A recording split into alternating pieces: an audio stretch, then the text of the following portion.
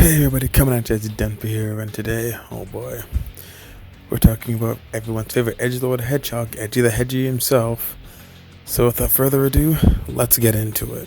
For starters, I'm just gonna go on record saying I actually like this game. At the very least, don't mind it. Why?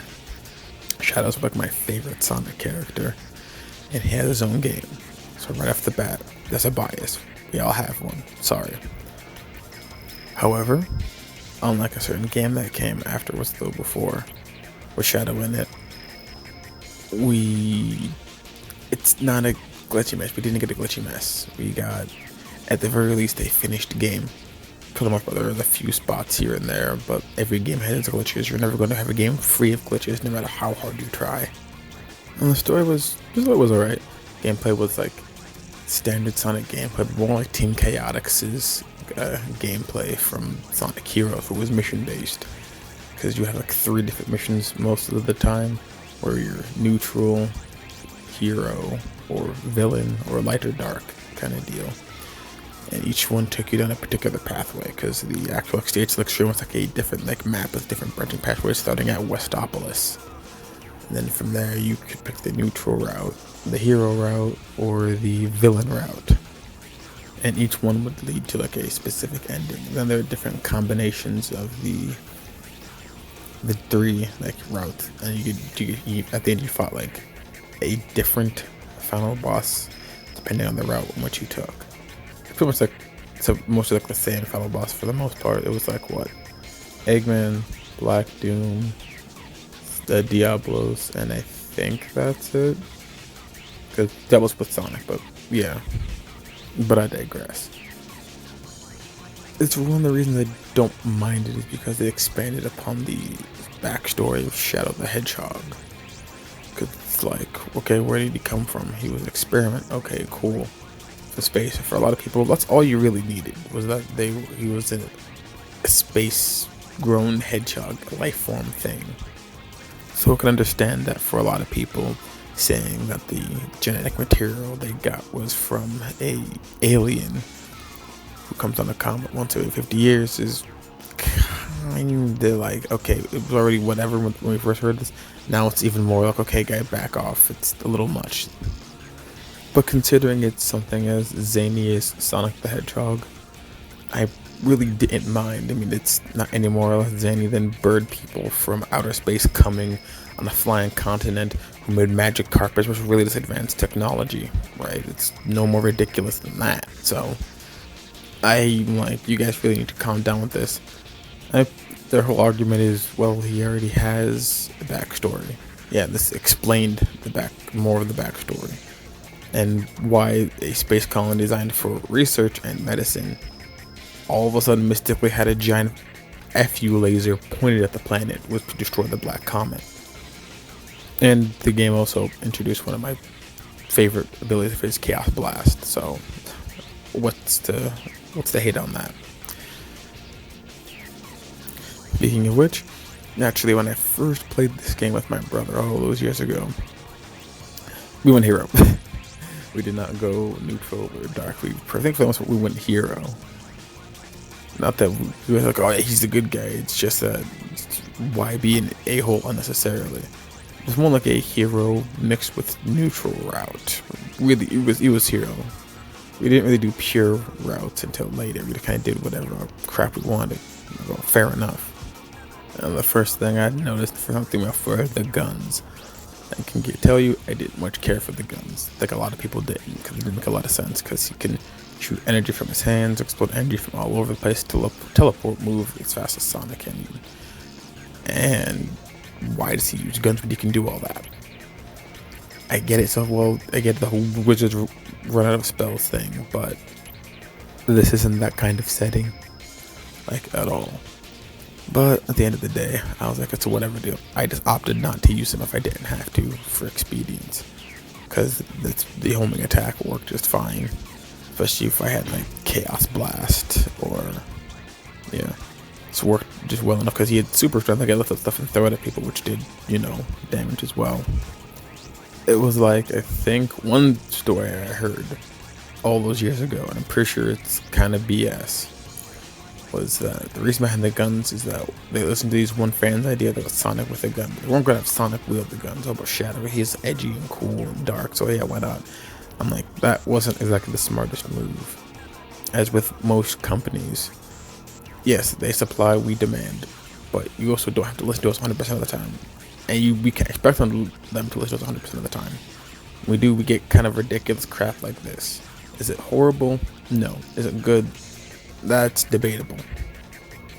But yeah, these were effectively my thoughts even then, although I couldn't formulate them as eloquently as I can now. But those were effectively my thoughts. I didn't hate the idea, but I wasn't in love with it. And then I heard the D word just drop, like everyone's favorite line. Where's that damn fourth Chaos Emerald? And I was like, oh, okay. I know that Sonic said damn earlier, like in Westopolis, but I'm still just like, okay, it's whatever. But I could kind of get why people would be a little up in arms about it. Because this is supposed to be like wacky, crazy, lighthearted, kidland Sonic kind of deal. And they have him doing swearing and all this other more darker things happen. I get when people say, well, this is a Sonic game, the Shadow Gaming. It's still in the Sonic universe, so they need to chill. But I didn't see it as a huge problem. Like I consider other people would have more of a problem with it. And it's not like it was wholly egregious. It was like 1, 2, maybe 3 times in like the whole game where they were dropped, because like E10, so you could get away with something like a light curse word or something like that. Nothing harder than that, anything more, and it's like, yeah, it needs to up this rating. They weren't gonna slap a T on a Sonic game, that's for sure. Pardon me, Shadow game.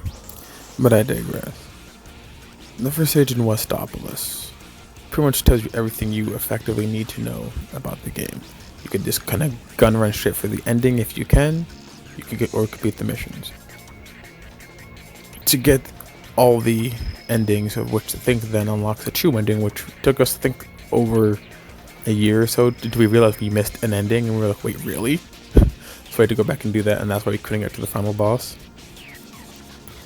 I think is a bit tedious, me personally. Not the getting all the endings part, but the missions. Because there's an exact number of, like, Westopolis, like, gun troops that have to be, saved or killed. And if you miss one, then what? You have to go all the way back. Sure, you can walk between the checkpoints in this game, but that's tedious, that's time consuming. Is it game breaking? No, but I didn't appreciate it. Like I said, we kind of went straight for the ending. It was a mix of between neutral and hero, our first go round. And again, it was not that they can't be fun, but they're just tedious.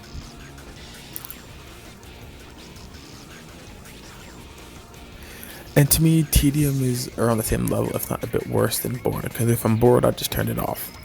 But tedium to me is a level of engagement, because you want to get to the next part. We have to go through all the stuff you don't really want to do to get to the next part. And that's what really got me. And that's what I really didn't appreciate much. That's what I really didn't like. A lot of these missions were tedious. If you miss something, you have to go all the way back, find the thing you missed, then you got to go back to the ending. Because sometimes you had to hit the goal ring after you got all the objective markers or whatever, right? But if most of them, if you had to kill a certain number of gun troops, it would immediately end as soon as you killed all the gun troops. So I'm like, thank the gods for that, because that's a huge no. If I couldn't at least have that on a good portion of these stages, I probably would have stopped. I'm just like, this is just too much for me, just way too much. And speaking of the hero and villain missions, there are these 2 gauges, red and blue. Blue hero, red villain. If they get filled to a certain percentage, you can either use Chaos Blast or Chaos Control. Chaos Blast for villain because it's just a destructive kill one. Chaos Control for hero because it's the one that allows you just to zip through the stage, which is next to useless if you have to complete a certain amount of missions or objectives through it.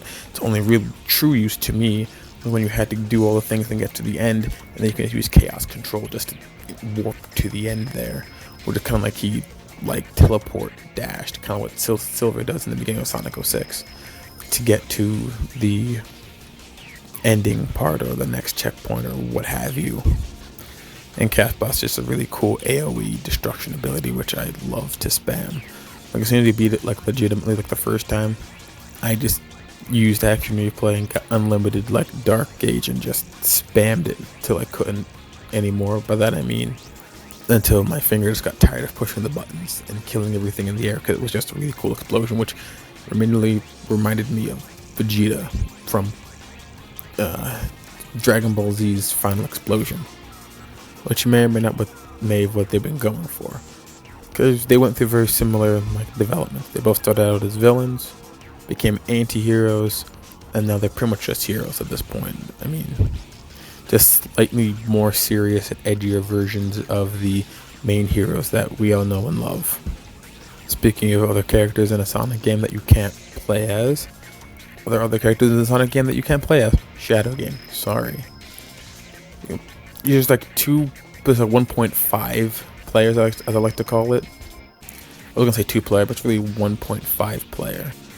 Because that's what happened in Sonic 2, where the second player can control the other character who isn't like Black Doom or Eggman. But there's no split screen, so you have to stay with the player one at all times, or you can't see. Sure, your character will just automatically warp there, and it's kind of fun and cool, like in boss fights, where you can like have Sonic and Shadow take on Black Doom, and then like that's really cool. That's what my brother liked to do. It was like, you know, the two of them, because that's the duo right there. Rip Tails. Well, let's be honest, it's like, who would you rather see team up 9 times out of 10? Sonic, Shadow, or Sonic and Tails? It's like, who would rather see teamed up Goku and Vegeta or Goku and Krillin? I think at this point we'd rather have the sidekick character team up, because we see the other one so often it gets a little tiresome. It's like giving too much of a good thing, which can happen. But at any rate, so we really liked to do that, because we could both kind of sort of play at the same time, unless Eggman was there, or Black Doom, then the person, usually me, because kind of had to set out that one and pick it up at the next stage, which I'm sure was for a lot of people very annoying and not very fun. There was a 2-player mode, but there's more like a versus battle kind of like mode, where you picked either Shadow or Shadow copies, like 3 or 4 different kinds of Metal Shadow, then a recolor Shadow, who I think it was called Android 8 or something like that, who was just the normal Shadow for the person who didn't pick the regular colored Shadow. We barely touched it, because there wasn't a lot to do, just hit each other until the person, won. So, yeah, it was kind of boring. What wasn't boring was the OST. OST was actually pretty nice in this game. I really liked it. Like, every song I can think of right now is pretty good. Like, my favorite was the main theme, like that intro which it played in. It was just like, I am all of me, and this is awesome and exactly what I wanted out of the main theme for a Shadow game. Like, explicitly what I wanted. Well, not explicitly, but I didn't know I needed it or wanted it like that until I heard it, and I'm like, this fits, and I love it. Only the rest of the game could have hit that same note, which it didn't. Because again, there's a colorful cast of other Sonic characters who you can't really play as, not even in multiplayer mode. I'm like, okay, but why? It's not even like a race mode. We can like use like Sonic v Shadow and just race against them and see who wins. And like, but why isn't there? And it's like, fine, whatever. That's all you. That's all you, Sega. And speaking of the characters, like, what are they doing? I haven't really talked about this book. There really isn't a whole bunch. They're like the Black Arms aliens, what they're called, are invading the planet, and that's pretty much it. And they're just going to stop them. And along the way, their interesting stuff is revealed. The connection between Shadow, Space Colony Arc, Maria, Dr. Robotnik, etc., etc., etc., is wrapped up in this. Aliens are invading, go fight them. Which I was like, at the end of the day, that's not the most interesting plot, which is why I kind of mentioned the Yo connection to Shadow stuff earlier, because that is the story to me. And the aliens being there is window dressing, because they could have framed that in like several different ways, I feel, that didn't revolve like the Black Arms explicitly like that. Maybe they needed them, maybe they didn't. I don't know. I wasn't in the room when they had that conversation. But hey, that's what we got.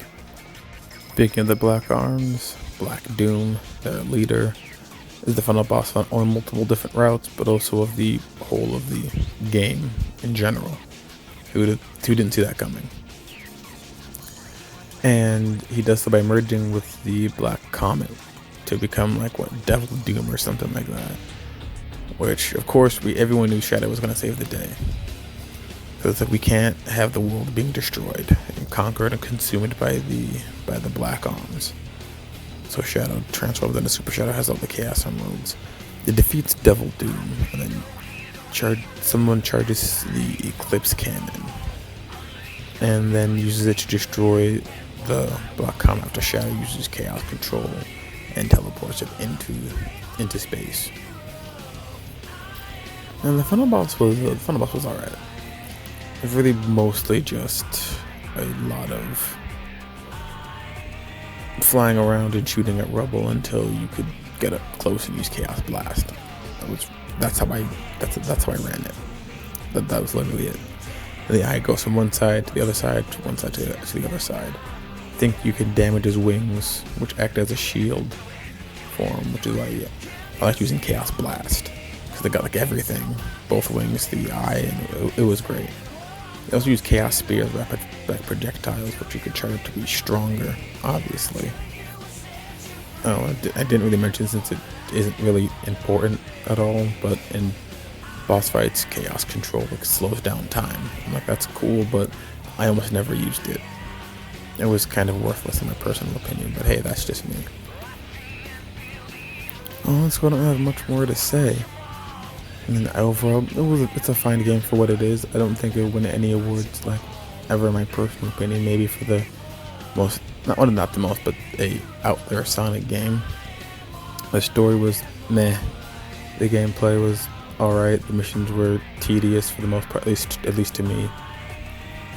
The characters were Sonic characters, I don't mind them. Shadow's obviously my favorite, so I'm again biased. I like that.